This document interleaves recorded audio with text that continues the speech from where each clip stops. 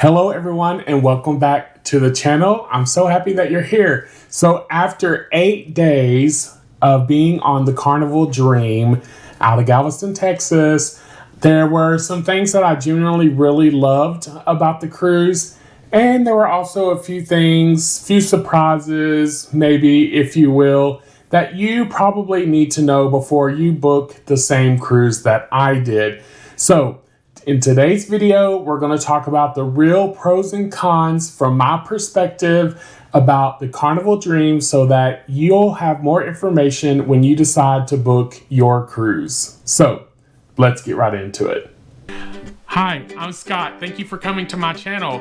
This channel is dedicated to all things cruises and living life with gratitude. We're going to talk about cruise reviews. We're going to talk about the ships. We're going to talk about the overall experiences on these cruises. We're going to talk about traveling solo, traveling as a big guy, and all sorts of other things. My hope is that you are able to find some value in the content that I'm providing, and if so, I hope that you'll consider subscribing to my channel and liking the videos that I produce. So here's to our journey together, Grateful Living Cruises. Now let's get right into it.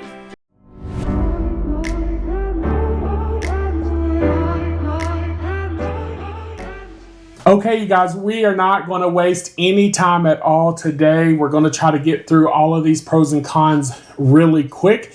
And we're going to just jump right in with pro number one. I believe the Carnival Dream is a great value for the money, especially if you're talking about the specific itinerary that I took out of Galveston, which is an 8-night cruise that hits up Key West, Celebration Key, Half Moon Cay, and Nassau.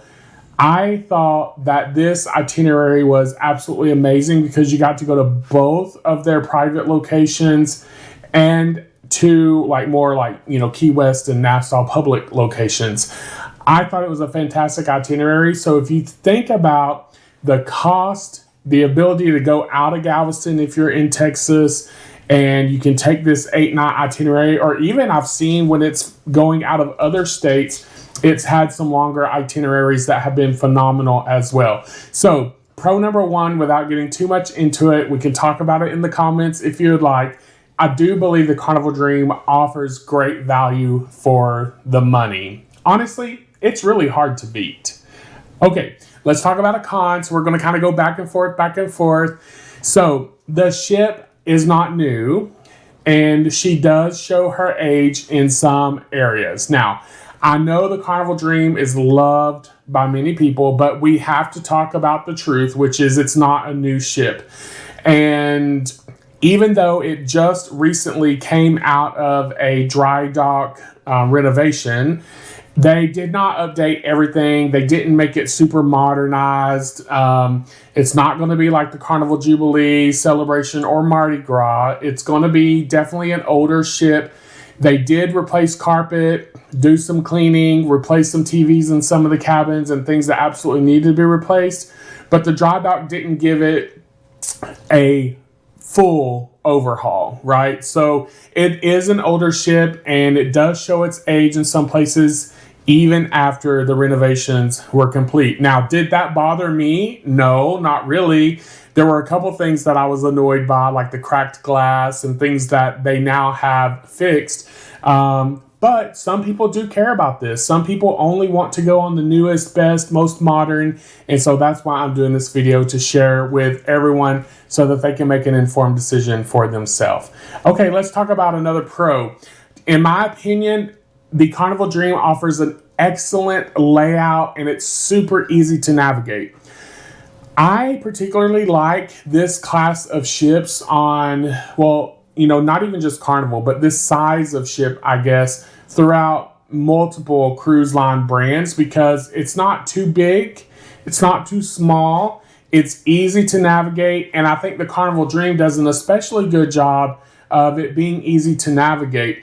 Spoiler alert, I just got off of Virgin Voyages Resilient Lady, and I did not feel it was as easy to navigate as the Carnival Dream. So in terms of the layout and the ease of navigation, that is definitely a pro for the Carnival Dream. Okay, let's talk about a con. So the pool deck on this class of ship is interesting. It's same on the Carnival Breeze, Carnival Dream. It's like a huge space with like a little pool. However, surprisingly, on sea days, that pool deck can get crowded. So on those crowded days, those chairs that they have out there, although it's quite a large space, the chairs, the good chairs, can go early. And people do try to save them chairs. So I don't know. Are you team save a chair? Or are you team don't be saving all them chairs? They have rules where you're only supposed to be allowed to save them for a certain amount of time. But it's really kind of hard to, in my opinion, enforce that. But that would be something to know. Have you had issues on the Carnival Dream or any other cruise ship where people were just saving the chairs and all the chairs are gone, but there's no one sitting in them? I would love to hear about that in the comments below. But that is my con. The pool deck on sea days can get crowded. So make sure if you want an optimal spot that you keep that in mind. Okay, let's talk about a pro that I think is probably one of the biggest things that Carnival Dream has going for it, and that is their food variety game is very strong in my opinion. Now, is it the best top of the line food that you're ever going to have on a cruise ship? No. But if you're not super picky and you're okay with like burgers and, tacos and pizza, Carnival Dream's going to have you covered because they have Guy Fieri's, burger joint, Guy's Burgers. They have the pizza place in the back of the ship that's really good. They have obviously the buffet. They have the Blue Iguana Cantina, which is one of my favorite spots on the ship. They have the main dining room. They have the barbecue place. They have a lot of stuff. And for breakfast, they even have several spots where you can eat as well. And all of these things I just mentioned are included. So you don't even have to go to specialty dining in order to have all the things I just mentioned. And to me, that makes the Carnival Dream very strong in the food category. You definitely will not go hungry on this ship. If you do, something's wrong with you, because I didn't go hungry on this ship at all. So anyway, the food variety is very strong. Definitely also try the Mongolian grill while you're on the ship. It's located in the buffet and it is very good. Let's talk about another con. So elevators, as with any ship, can sometimes be slow in peak times. In one of my other videos, and also I think my full ship tour, both of which I have in my playlist linked below, I think I talked about if you stay toward the front portion of the ship, there are plenty of elevators because you can take the glass elevators that go through the atrium and then you can take the whole elevator bank up front. But in the back of the ship, if you're in the very, very back, like you're trying to go to the main dining room down on, I think, the third floor, that can get kind of crowded and busy. So luckily, the ship is small enough that even if you went to the front to take the elevators down or up or whichever way you wanted to go, it wouldn't be that long of a trek to get back to the other side of the ship. So, although that's a con, because it can get backed up, especially during those busy times that everyone's trying to get checked in for the main dining rooms. The lucky thing about it, the lucky thing about it is that those front elevators are plentiful, and I feel like you're not going to have a problem as long as you know where to navigate on the Carnival Dream. Okay, let's go back to a pro. So obviously it's a Carnival ship, and the Carnival Dream is no different. It's a fun, friendly atmosphere. The Carnival Fun Ship, they call it. And it is fun. It is a relaxed atmosphere. It's a lively vibe, music, laughter, vacation, vibes, like 100% down boots, right? Great for social travelers.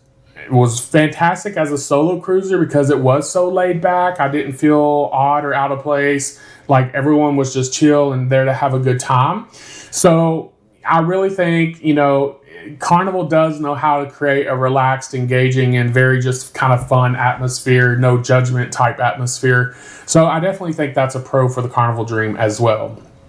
Now, let's talk about a con. We talked a little bit about this a while ago, But because it's an older ship and the recent renovations did not do like a massive overhaul, it's still not the most modern ship that's packed with the newest attractions. So you're not going to have the roller coaster. You're not going to have like these huge current zones and modern zones that are on their newer ships.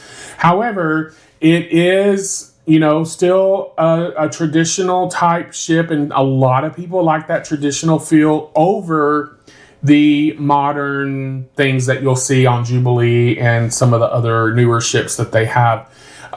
So it's not packed with the newest amenities and attractions, but I still think that it can be a fun ship. It depends on what you're looking for.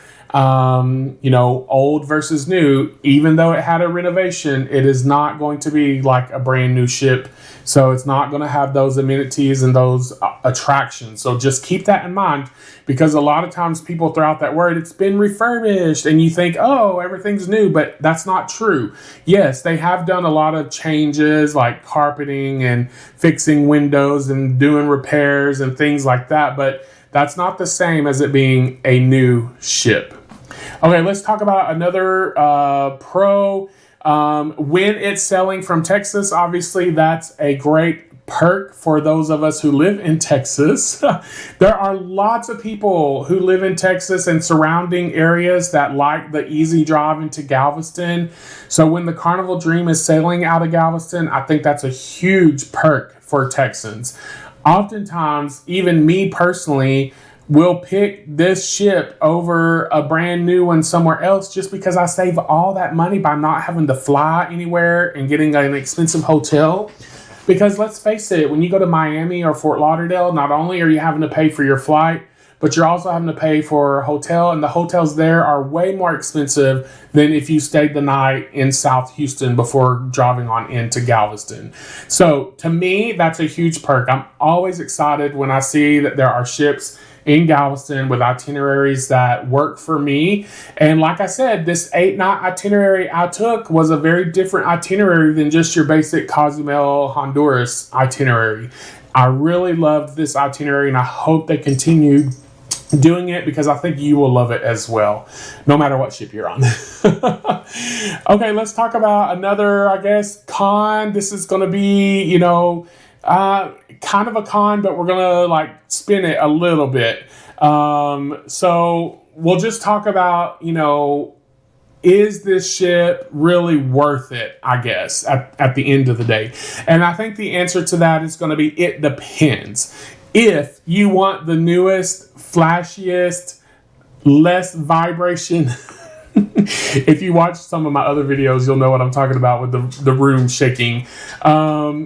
Then maybe skip it, because it is still an older ship, guys. It's not going to be brand new no matter what kind of refurbishments they have done to it, unless they redo the whole thing, and that's not going to happen. So it is an older ship. So, it could be a con for people who are looking for the newest, flashiest, whatever ship. However, if you want fun and value and classic cruise energy, then yes, I think this ship actually may be excellent for you, and it wouldn't be a con in that perspective. So would I personally sell the Carnival Dream again? Absolutely, 100%. I would. In fact, I want to go back on it just to see. I mean, I've read and I've seen other videos about all the refurbishments they just completed on it. I would like to probably go and just check it out for myself and see what I think. Like, if their renovations are really worth the hype or not. It's seeming like, kind of iffy, but if I'm looking for value, if I'm looking for something that's going out of Galveston and it still is going out of Galveston, and I'm not caring about the bells and whistles, then heck yeah, I would do it. Especially if it were going back to Relax Away Half Moon Cay, because if you've seen my other videos, you know how I feel about that place.